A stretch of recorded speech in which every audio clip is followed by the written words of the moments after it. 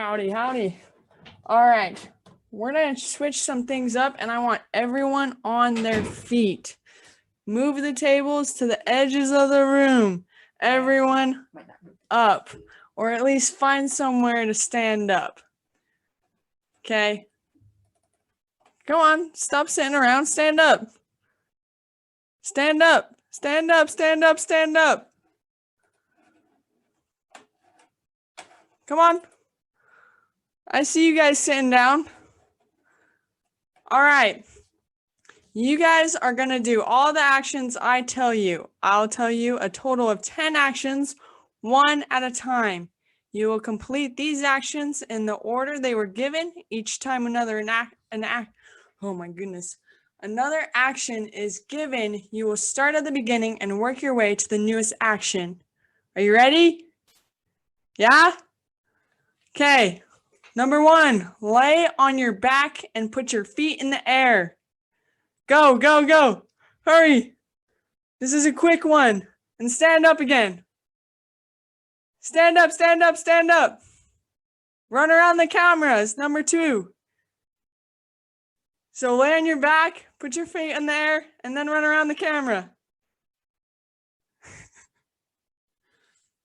Number 3, clap 5 times. You have to do all of them. Don't just do the newest one. You have to do all of them.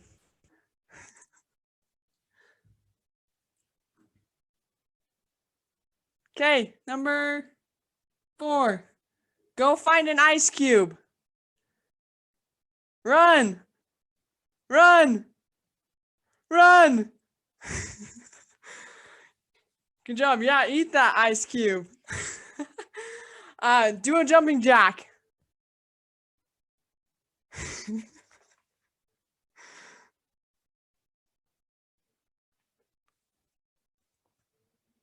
Sit in a circle.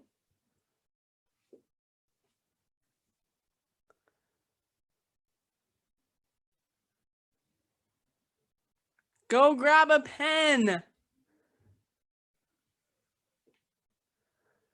Yeah, and remember, you have to do all the actions. All the actions.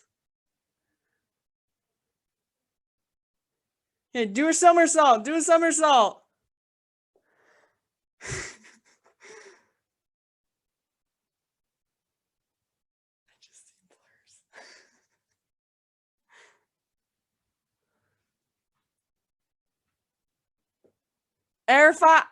Air high five someone.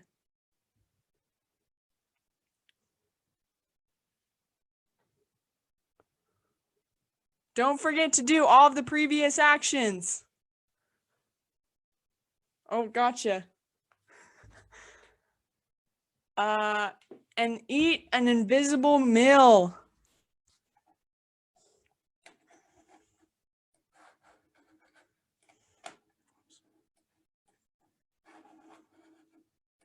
All right.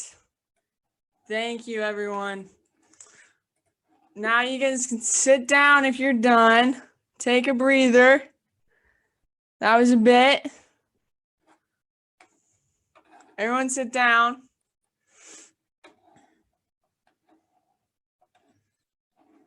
All right. Let's see. Okay. So my workshop is on coaching. It's kind of a little difficult to do this over Zoom, but we're going to try our best. So with coaching, let's see.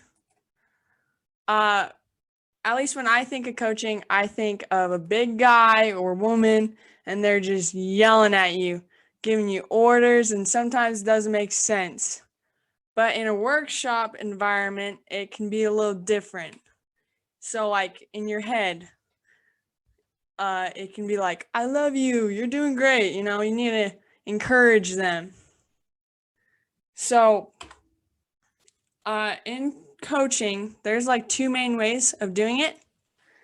There's a tough love, which that's pretty much every sport or stressful coaching experience. I learn better with tough love, but some like littler kids, they need supportive coaching. Okay. So I just want you to turn to whoever's sitting next to you and tell them if you need supportive coaching or tough love coaching, and how you like to coach, how you like to be coached, and how you like to coach. All right. Now, you guys should all have sticky note things. I want you to get with your group. We're going to do this as groups. And I want you just to list a few qualities of a good coach. And you have 2 minutes.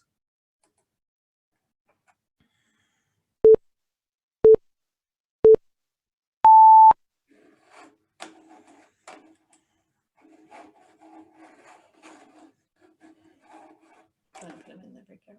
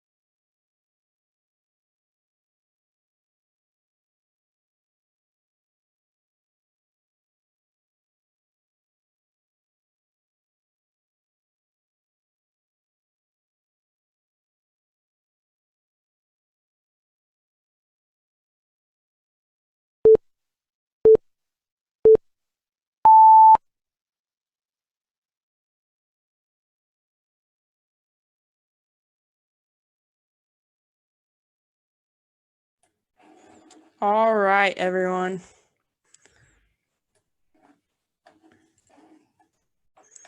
Finish up brainstorming the qualities of a good coach.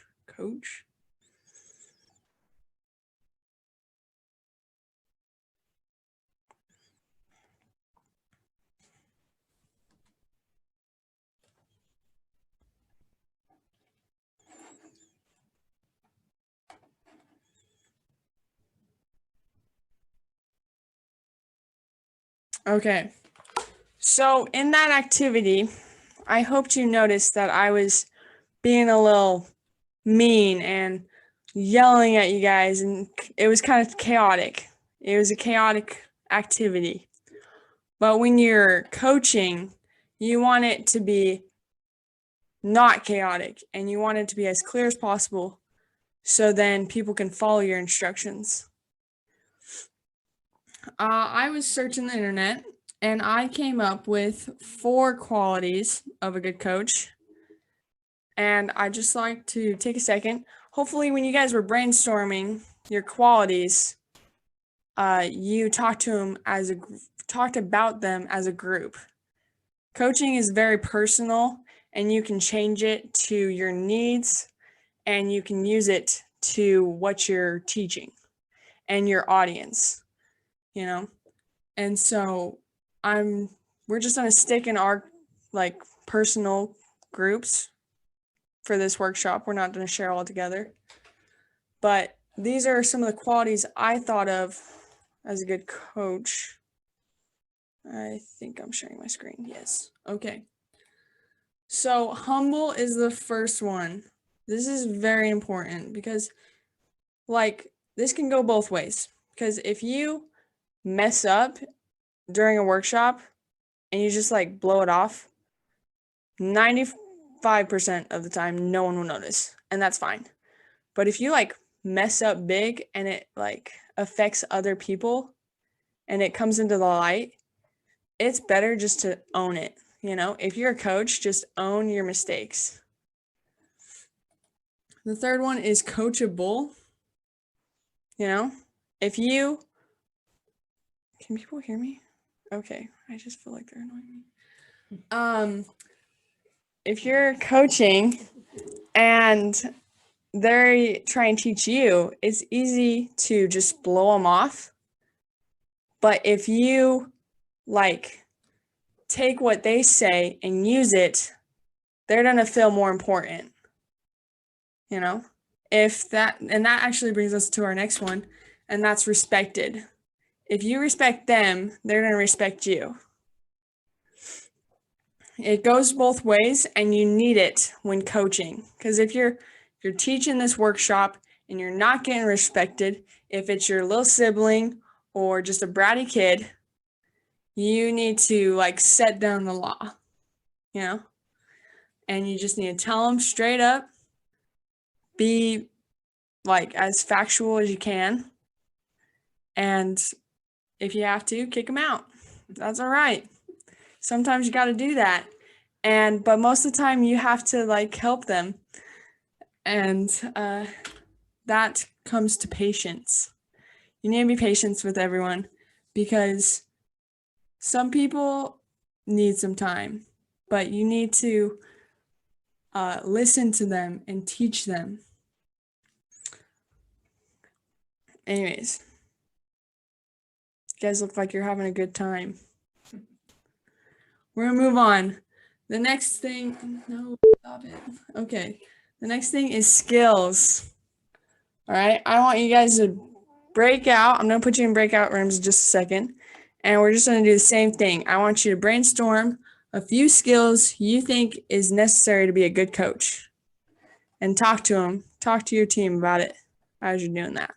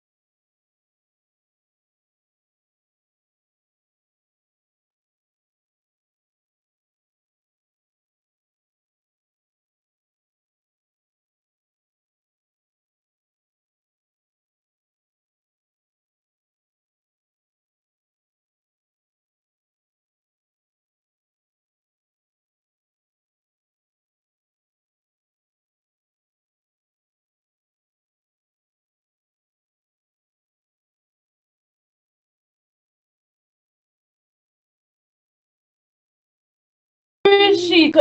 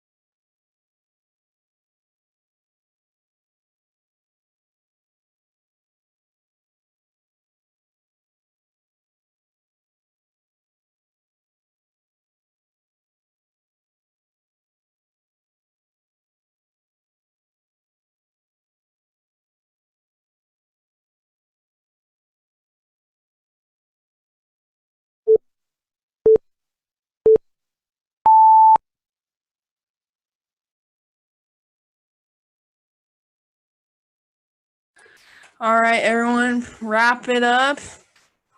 Wrap it up. The skills to be a good coach. Hope you have thought of some good ideas. And hopefully our breakout rooms will return to us soon.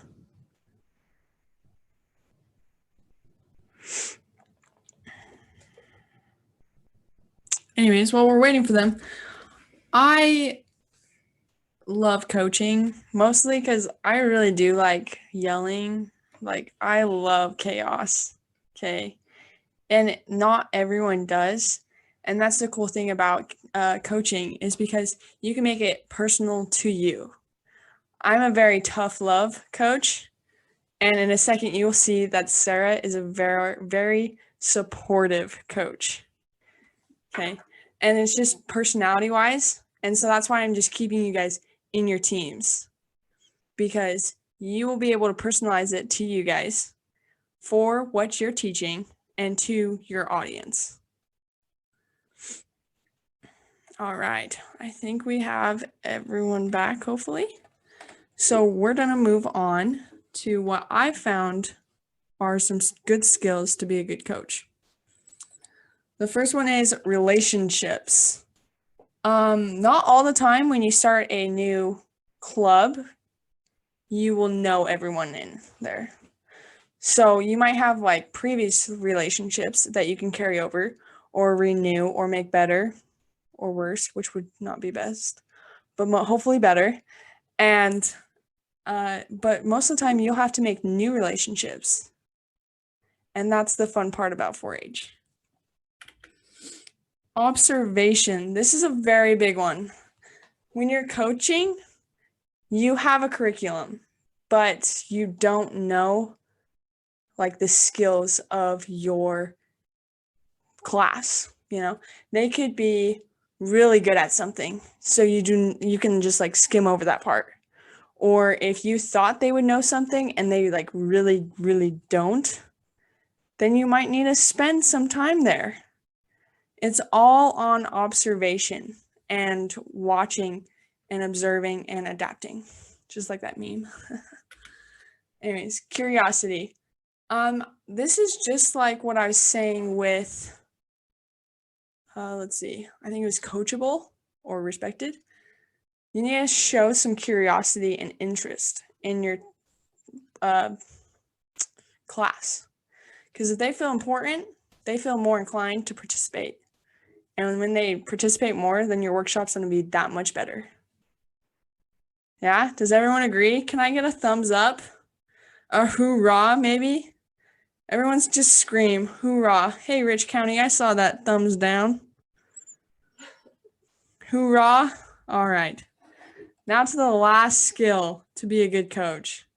Communication. I think this is the biggest thing in 4-H, leadership, teaching, work, relationships, anything. Communication is key.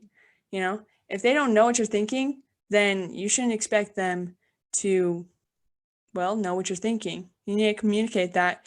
You need to communicate your expectations and, you know, teach by that. Does anyone have any questions or comments on teaching? Maybe something that you've heard tonight that you didn't realize before, or anything like that?